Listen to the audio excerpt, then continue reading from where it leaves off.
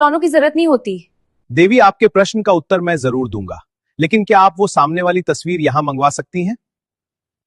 जरूर, ये मेरे स्वर्गीय पिता की तस्वीर है। मैं उनसे बहुत प्रेम करती हूँ। बहुत सुंदर तस्वीर है। अब मेरा आपसे एक छोटा सा निवेदन है, इस तस्वीर पर थूक दीजिए। What? आप क्या कह रहे हैं स्वामी जी? ये मेरे पिता है, मैं इनका अपमान कैसे कर सकती हूँ?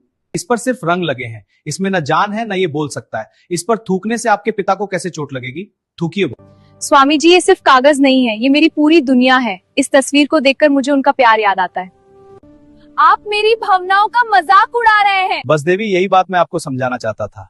जैसे ये तस्वीर सिर्फ कागज है, पर आपके लिए आपके पिता हैं। इस तस्वीर को देखकर आपके मन में प्रेम आता है। बिल्कुल वैसे ही हम हिंदुओं के लिए मूर्ति सिर्फ पत्थर नहीं होती, वो हमारे ईश्वर का प्रतीक होती है। उस मूर्ति के माध्यम से हम उस परम शक्ति को महसूस करते हैं। ये अंधविश्वास नहीं, ये भावनाओं का विज्ञान है। लेकिन मेरे मन में एक और बड़ा सवाल है, अगर बुरा ना माने तो पूछूं? पूछिए देवी। पूरी दुनिया कहते हैं गॉड इज वन, हमारा भी एक ही गॉड है, लेकिन मैंने सुना है कि आप हिंदुओं के 33 करोड़ देवी देवता होते हैं। क्या आप लोग कंफ्यूज नहीं है? आखिर ईश्वर एक है या अनेक? सवाल बहुत पेचीदा है, एक ईश्वर या 33 करोड़ देवी देवता? देवी जी, सबसे पहले तो आपका सवाल ही गलत है। हिंदू धर्म में 33 करोड़ देवी देवता नहीं, 33 कोटि देवी देवता है। मतलब मैं कुछ समझी नहीं। हमारे वेदों में लिखा है 33 कोटि देवी देवता। संस्कृत में कोटि शब्द के दो अर्थ होते हैं। अंग्रेजों ने कोटि का अनुवाद करोड़ कर दिया और मजाक बना दिया। सिर्फ 33 प्रकार? कौन कौन से? सुन लीजिए ध्यान से। 12 आदित्य सूर्य के रूप, 8 वसु प्रकृति की शक्तियां, 11 रुद्र चेतन शक्ति के रूप और 2 अश्विनी कुमार, कुल मिलाकर टोटल 33। ये वो शक्तियां हैं जो दुनिया को चलाती हैं। बाकी सब इन्हीं के अलग अलग रूप हैं।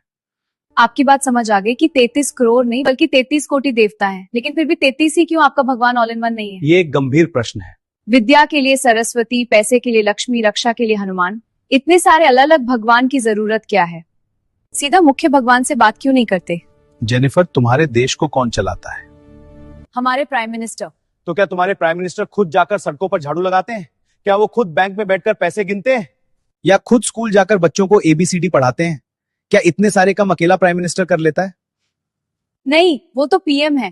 काम करने के लिए उनके पास अलग अलग मिनिस्टर्स होते हैं, जैसे education minister, finance minister, defence minister. बस यही लॉजिक है जेनिफर।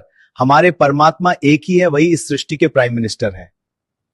लेकिन इतनी बड़ी सृष्टि को सिस्टमैटिक तरीके से चलाने के लिए उसने अलग अलग विभाग बांट रखे हैं।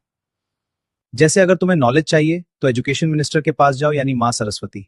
अगर धन चाहिए तो फाइनेंस मिनिस्टर के पास जाओ, यानी माँ लक्ष्मी। अगर सुरक्षा चाहिए तो डिफेंस मिनिस्टर यानी हनुमान जी। और अगर बारिश चाहिए तो वाटर मिनिस्टर यानी इंद्रदेव।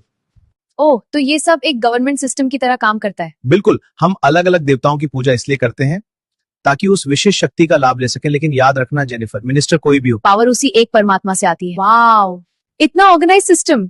आज समझ आया कि सनातन धर्म सिर्फ आस्था नहीं, पूरा मैनेजमेंट सिस्टम है। ईश्वर एक है लेकिन उसकी शक्तियां अनेक हैं। सही चैनल चुनिए, अर्जी जल्दी सुनी जाएगी।